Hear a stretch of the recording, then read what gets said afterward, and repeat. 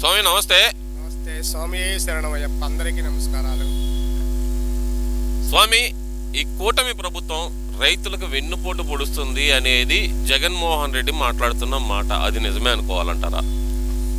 ఎందుకంటే నిన్నగాక మొన్న సంక్రాంతి వచ్చినట్టు రైతులు పండగ చేసుకున్నారు. ఎప్పుడు ఏంటంటే రైతు అన్నలు సంక్రాంతి వస్తే 3 రోజులు పండగ, పెద్ద పండగ అంటే సంక్రాంతి పండగ చేసుకున్నట్టు 3 రోజుల క్రితం చేసుకున్నారు. అన్నదాత సుఖీబాబు కింద 7,000 పడ్డాయి. మొన్న ఒక 7,000, ఇప్పుడు 7,000. రైతులు కలకల్లాడుతున్నారు. వర్షాలు అయితే వద్దంటే వర్షాలు. వైసీపీ వాళ్ళకి ఒకటే ఆలోచించాలి. చంద్రబాబు నాయుడు వస్తే వర్షాలు పడవన్నారు. వద్దంటే వర్షాలు వరదలు వచ్చిపోయినాయి. కాకపోతే రైతుకు కావాలి కానీ ఎవరికైనా కానీ పంటల దాన్ని ప్రకృతిని ఎవరు ఆపలేరు. నష్టపోయిన మాట వాస్తవమే. కానీ రైతన్నకి మేలు చేసే ప్రభుత్వం ఏదైనా ఉందంటే కూటమి ప్రభుత్వం తప్పితే ఎవరు ఏ నాయకులు లేదు. చంద్రబాబు నాయుడు కానీ, పవన్ కళ్యాణ్ గారు కానీ, లోకేష్ గారు కానీ, నరేంద్ర మోడీ గారు కానీ మనకి బాగా సహకరిస్తున్నారు మన రాష్ట్రానికి. ఎందుకంటే 5 ఏళ్ళు గతంలో ఒక పని కూడా జరగలేదు. అన్ని వ్యవస్థలన్నీ బెస్ట్ పట్టిపోయినాయి. ఒక రైతులు కానీ, ఒక వ్యాపారస్తులు ఎవరైనా సరే. అందుకు కానీ కూటమి ప్రభుత్వం ప్రతిదీ కూడా విజయం సాధిస్తుంది. 3,000 గ్యాసు, 3 సిలిండర్ల గ్యాసు కానీ,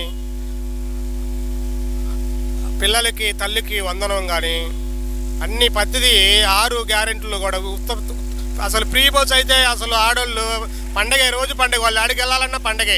ఆధార్ కార్డు ఉంటే చాలు, వాళ్ళు ఆడికి పోవాలంటే ఆడికి వెళ్తున్నారు. అన్నీ వాళ్ళు ఇంతకుముందు ఆడన్నా వెళ్ళాలంటే దూరాభారం, అసలు వెళ్ళలేని పరిస్థితి. పాపం పేదవాళ్ళు ఉన్నారనుకో, ఛార్జీలు 1,000-2,000 పెట్టాలి ఆడికి వెళ్ళాలంటే. ఇప్పుడు ఆ పరిస్థితి లేకుండా ఆడికి కావాలంటే అంటే స్వేచ్ఛ వచ్చింది. కూటమి ప్రభుత్వం వచ్చినాక ఒక లేడీస్కి కానీ, ఒక రైతుకు కానీ, పిల్లలకి చదువుకునే పిల్లలకి కానీ అందరికీ స్వేచ్ఛ వచ్చింది. అంటే రైతులకు ఒక సంవత్సరమే అగ్గొట్టి ఇంకో సంవత్సరం ఇవ్వటం ఏదైనా గొప్పతనమా? అదే మేము ఉన్నప్పుడైతే 5 సంవత్సరాలు ఇచ్చాము రైతులకి రైతు భరోసా. కూటమి ప్రభుత్వం ఇది మోసం చేయటమే కదా అనేది జగన్మోహన్ రెడ్డి వాదన. మరి ఇప్పుడు రైతుల్లో కూడా, వాళ్ళల్లో కూడా నేను ఒక రైతునే వాస్తవంగా. ప్రభుత్వం వచ్చేది 2 సంవత్సరాలు కూడా పూర్తి కాల. 2 సంవత్సరాలు పూర్తి కాతలికే ఒకసారి 7,000, ఒకసారి 7,000. నాకే 14,000 పడ్డాయి. ఎవరు చెప్పింది వేయలేదని. ప్రభుత్వం ఏమన్నా వచ్చి 3 ఏళ్ళు అయిందా 3 సంవత్సరాలకు వేయడానికి? ప్రభుత్వం గారు 2 ఏళ్ళే జరుపుకోలేదు. ఇప్పుడు 2 సార్లు పడ్డాయి. 7,000 2 సార్లు పడ్డాయి. కానీ మాట్లాడే వాళ్ళకేందంటే భయం వేస్తుంది. ఈ కూటమి ప్రభుత్వం చంద్రబాబు నాయుడు ఇలా చేసుకుంటూ పోతున్నాడు, మనకి ఇంక పుట్టగతులు లేవు, మనం ఎటు మళ్ళీ ఎన్ని చేసినా కానీ, ఎన్ని తపస్సులు చేసినా, తలకాయ కిందకి పెట్టి కాళ్ళు పైకి పెట్టినా మనం వచ్చే పరిస్థితి లేదు. కానీ ఏదో రాళ్ళు వేయాలని చంద్రబాబు నాయుడు గారు ఈ వయసులో 75 సంవత్సరాల వయసులో కూడా ఆ పరిశ్రమ ఈ పరిశ్రమ, ఆ ఊరు ఈ ఊరు అని చెప్పి పరిగెత్తుంటే, తనతో పాటు తన బిడ్డ కూడా చూసా, తండ్రికి దగ్గర తనయుడు లోకేష్ గారు. పప్పు అన్న వాళ్ళు పప్పు కాదు, అది నిప్పు అయిపోయి ప్రజలకి ఎప్పుడు సేవ అని చెప్పి తండ్రిని మించిపోతున్నాడు లోకేష్. అంతకంటే చేసే నాయకులు లేరు. మన ఆంధ్ర రాష్ట్రం అదృష్టం చేసుకున్నది ఏంటంటే చంద్రబాబు నాయుడు గారు సీఎం అవటం.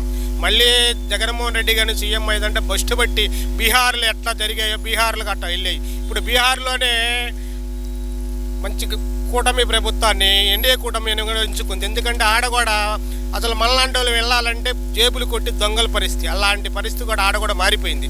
అట్లా పాత పరిస్థితి వచ్చేది మనకి. కానీ మళ్ళీ చంద్రబాబు నాయుడు గారిని లేకపోతే సీఎంగా మళ్ళీ జగన్మోహన్ రెడ్డి గారిని వస్తే బీహార్ కంటే మంది ఘోరం. ఎందుకంటే శానరేజులు దాగి అసలు రోడ్ల మీద పడిపోయి ప్రతి వాళ్ళు చాలా నష్టపోయారు. పనులు లేక ఇలాక సున్నం పనిచేసే వాళ్ళు కానీ, బేల్దారి పనిచేసే అందరూ ప్రతి విషయంలో కూడా నష్టపోయారు. ఎందుకంటే బీహార్ కంటే ఘోరం అయ్యేది చంద్రబాబు నాయుడు గారు లేకపోతే. అంటే ఇక్కడ ఇంకో విషయం కూడా ఏంటంటే కనుక, చంద్రబాబు నాయుడు గారు వచ్చిన తర్వాతే రైతులు ఇబ్బంది పడుతున్నారు. అదే నేను ఉన్నట్టయితే కనుక బ్రహ్మాండంగా ఉండేది. ఇప్పుడు రైతులకి ఏదైతే సీసీఐ ద్వారా కానీ పత్తి కొనటం కూడా లేదు. అసలు మంతా తుఫాన్ నేపథ్యంలో ఈ ఏదైతే పంట నష్టపోయారో వాళ్ళకి నష్టపరిహారం ఇచ్చే పరిస్థితి కూడా లేదు. ఈ కూటమి ప్రభుత్వంలో రైతులను నిలువున మోసం చేస్తున్నారు అనేది జగన్మోహన్ రెడ్డి పదే ప్రస్తావిస్తున్న మాట. మరి ఇంత కరువు పరిస్థితిలో కూడా సీసీఐని రప్పించింది రాష్ట్ర ప్రభుత్వం, కూటమి ప్రభుత్వం. వాళ్ళకి వైసీపీ వాళ్ళకి ఆడ నిద్రపోతున్నారో లే కానీ సీసీఐ వచ్చింది. ఆల్రెడీ కొంటుంది పత్తి కొంటుంది. సీసీఐ వచ్చింది, రైతులను ఆదుకోవడానికే వచ్చింది. వాళ్ళకి తెలియకపోతే తెలుసుకోమను. సీసీఐ మొదలుపెట్టింది. రైతు కూడా కాకపోతే మొన్న విపరీతంగా వర్షాలు పడి నష్టపోయిన మాట వాస్తవమే. ఆ ఉండపత్తినే ప్రైవేట్ వాళ్ళు భరాయించలేరని చెప్పి గవర్నమెంట్ సీసీఐ ద్వారా కొంటుంది. ఇబ్బంది ఏం లేదు రైతుకు కూడా. మరి ఓవరాల్గా చూసుకుంటే కనుక రాష్ట్రం మరి వెనకబడిపోతుంది, అధోగతి పాలవుతుందని చెప్పి మరి జగన్మోహన్ రెడ్డి ఎందుకని పదే పదే ప్రచారం చేస్తున్నారు అనుకోవాలంటారు? స్వామి, ఆయన దగ్గర సబ్జెక్ట్ ఏముంది? ఏం చేశాడని 5 ఏళ్ళు వెనకబడిపోయింది. ఎందుకంటే ఆయన ఉన్నప్పుడు వెనకబడిపోయినాయి, ప్రతి వ్యవస్థలు దెబ్బతినిపోయినాయి, ప్రతి వాళ్ళు నిరుపేదలు కానీ మొత్తం. ఇప్పుడు ప్రతిదీ కూడా చంద్రబాబు నాయుడుకి అన్ని వ్యవస్థలు గాడిలో పెట్టి ఇప్పుడిప్పుడే దారిలో పడుతున్నాయి. కాకపోతే ఏంటంటే అప్పటికప్పుడు కావాలంటే కావు. ఎందుకంటే అన్నీ ప్రతిదీ కూడా రాష్ట్రంలో 2019 నుంచి 24 దాకా ప్రతి వ్యవస్థ గుల్లైపోయింది. ప్రతిదీ కూడా ఎవరు బతికి అసలు పారిపోదాం అనుకున్నారు. మళ్ళీ ఆయన జగన్మోహన్ రెడ్డి వస్తే అట్లానే చంద్రబాబు నాయుడు రావటం ఆంధ్ర ప్రజలకి అదృష్టం. ఒక దేవుడు వరాన్ని ఇచ్చినట్టే చంద్రబాబు నాయుడు రావటం. అంటే ఇక్కడ ఇంకో విషయం కూడా చూసుకుంటే కనుక రాష్ట్రంలో అరాచకం పెరిగిపోతుంది, ప్రశ్నించే గొంతుకలను అనగదొక్కాలని చూస్తుంది, రెడ్ బుక్ రాజ్యాంగం నడుస్తుంది అంటున్నారు కదా స్వామి, మరి దానికే ఉంటారు? వైసీపీ లాగా అరాజకాలు చేయాలంటే ఇప్పుడు కోర్టుకి పోయి రప్ప అంటాం, అదే అరాజకాలు.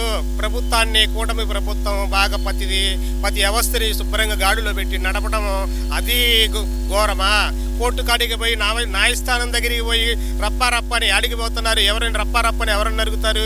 జడ్జీలు నరుగుతారా, లేకపోతే లారీలు నరుగుతారా? ఆడ వ్యవస్థను నరుగుతారు. ఎవరైనా రప్ప నరికేది? అలాంటి వాళ్ళ గురించి మనం మాట్లాడుకోవడం కూడా చాలా తప్పు. అసలు చెప్పాలంటే శుభ్రంగా రాష్ట్రం విజయం సాధించుకుంటూ పోతుంది. ప్రతిదీ చంద్రబాబు నాయుడు బాగా పని, లోకేష్ కానీ మనకి పవన్ కళ్యాణ్ కూడా మనకుంటాం అదృష్టం. ఎందుకంటే మోడీతో కానీ అందరితో కానీ పరిచయాలు ఉన్నాయి. మా రాష్ట్రానికి ఆర్థిక పరిస్థితిలో ఉంది, సహాయం చేయమంటాం కూడా ఆయనకు కూడా మంచి మనసు ఇచ్చాడు దేవుడు. పవన్ కళ్యాణ్ కూడా మనకుంటాం అదృష్టం. ఈ ముగ్గురు అనేది కలయిక. మళ్ళీ 20 సంవత్సరాలు ఉండాలని చెప్పి పవన్ కళ్యాణ్ ఎందుకు అంటున్నాడు? నేను పవన్ కళ్యాణ్ ఆడైనా కానీ ఏ మీటింగ్లో కానీ ఏ ఆడ కానీ మాట్లాడిన కాడ నేను మళ్ళీ నెక్స్ట్ నేను సీఎం అవ్వాలని అంటలా. పాపం మనం కలిసి చంద్రబాబు నాయుడు గారు 20 సంవత్సరాలు సీఎం ఉంటే రాష్ట్రం బాగుపడుద్ది. అతని దగ్గర ఆయన దగ్గర మంచి అనుభవస్తులుగా పనిచేయడం నాకు చాలా గర్వకారంగా ఉంది. ప్రజలకి మంచి జరగడమే కానీ నాకు సీఎం పోస్ట్ కానీ లేదు ఇంకోటి కానీ నేను కోరుకోవట్లేదు. చంద్రబాబు నాయుడు మంచి నాయకుడు, విజయనున్న నాయకుడు. ఆయన దగ్గర నేను పనిచేయడం కూడా నాదొక అదృష్టం అని చెప్పి పవన్ కళ్యాణ్ చాలా పద్ధతిగా ఇనేగా మాట్లాడు. అంతేగాని వైసీపీలాగా రప్పని ఆయన ఎప్పుడు పాపం ఎక్కడ మాట్లాడాలి. మరి ఎందుకని పవన్ కళ్యాణ్ గారిని టార్గెట్ చేస్తున్నారు? ఆయన స్పెషల్ ఫ్లైట్లో తిరగడం తప్పితే పనిచేయటం లేదు అనే మాట ఎందుకని వైసీపీ వాళ్ళు వాడుతున్నారు? అదొక లెక్క అయితే కనుక ఈ మధ్యకాలంలో చూసుకుంటే కనుక చంద్రబాబు నాయుడు గారు కానీ, లోకేష్ గారు కానీ, పవన్ కళ్యాణ్ గారు కానీ ఫ్లైట్లో తిరగడం తప్పితే ప్రజలను పట్టించుకోవటం లేదు అనే మాట అయితే కనుక వీళ్ళు ఒక ప్రచారం చేస్తున్నారు కదా, మరి దాన్ని ఎలా చూడాలంటారు? స్వామి, ఇల్లు పని అయిపోయింది అనుకో, పడగొట్టాలంటే ఎంతసేపు క్రెయిన్ పెట్టి గంటలో పడేస్తాం. అదే బాగు చేయాలంటే సంవత్సరం పట్టొచ్చు, 4 ఏళ్ళు పట్టొచ్చు, డబ్బులను బట్టి సంవత్సరం 5 ఏళ్ళు కూడా పట్టొచ్చు. అట్లా ఒక వ్యవస్థని బాగు చేయాలంటే టైం పట్టుద్ది. ఇల్లు కూలిపోయిందని చెప్పి పడేస్తే అయిపోద్ది, అది దాంట్లో ఎవరు ఉండలేరు. ఒక రాష్ట్రాన్ని గాడిలో పెట్టి ఎందుకంటే రాష్ట్రాన్ని అధోగతి పాలు చేశాడు. దాన్ని గాడిలో పెట్టాలంటే అది లేట్ అయింది, ప్రాసెస్ అనేది లేట్ అయింది. ఇప్పుడు రాజధాని కానీ పోలవరం కానీ ఈ రెండింటి మీద పూర్తి చేశాడు. పూర్తిగా చర్య తీసుకున్నారు మన ఎన్డీఏ గవర్నమెంట్ కానీ, మోడీ కానీ, చంద్రబాబు నాయుడు కానీ వీళ్ళందరూ. పోలవరం కానీ రాజధాని కానీ పూర్తయితే వైసీపీ వాళ్ళు ఈ రాజధానిలో ఉండటానికే భయపడతారు వాళ్ళు. ఎందుకంటే వాళ్ళకేమో అధికారం కావాలి, రాజకీయం కావాలి. మన వాళ్ళు ఏంటంటే మన చంద్రబాబు నాయుడు గారు కానీ, లోకేష్ కానీ, పవన్ కళ్యాణ్ రాష్ట్రానికి కానీ మన ప్రజలకు మంచి జరిగేది చూస్తారు. ఇది ఎవరన్నా రాని ఏమైనా చేయని, వాళ్ళు అట్ట కాదు. రాజకీయం అడ్డం పెట్టుకొని రప్పని ఏంది స్వామి ఇది? కోర్టుకు పోయి రప్పండి ఎవరిని ఏం చేయాలని మీరు?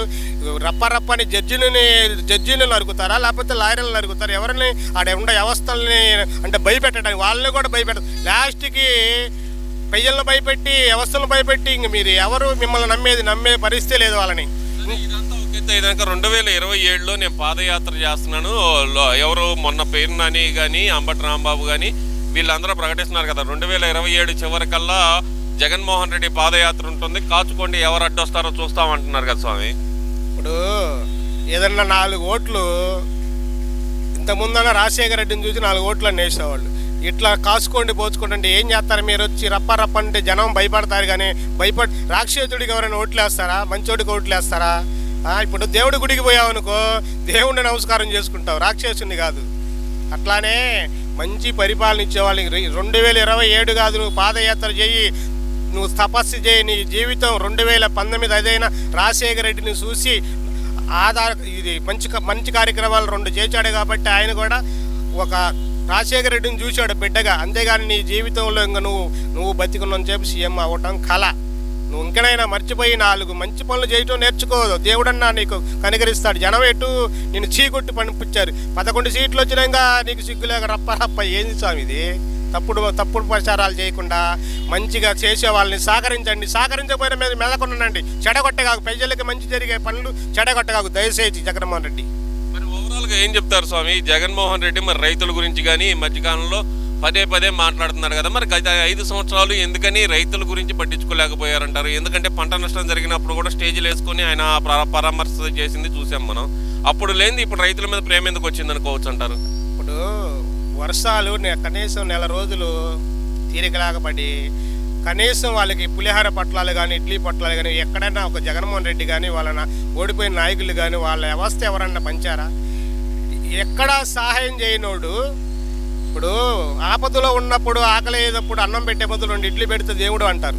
అట్లానే నువ్వుకైనా వరదల్లో వచ్చి ఎవరినైనా పరామర్శించి ఎవరికైనా సహాయం చేస్తే జగన్మోహన్ రెడ్డి మళ్ళీ మాకు ఓడిపోయినా కానీ ప్రజల కోసం ప్రజల మనిషి అని చెప్పి నమ్ముతారు. నిన్ను నమ్మే పరిస్థితి లేదు. నువ్వు ఏదన్నా చేయి, ఎక్కడన్నా చేయి, ఏమన్నా చేయి. ఇంకా 20 సంవత్సరాల దాకా చంద్రబాబు నాయుడు, పవన్ కళ్యాణ్ గారు, లోకేష్ గారు ఎన్డీఏ కూటమి విజయం సాధిస్తుంది.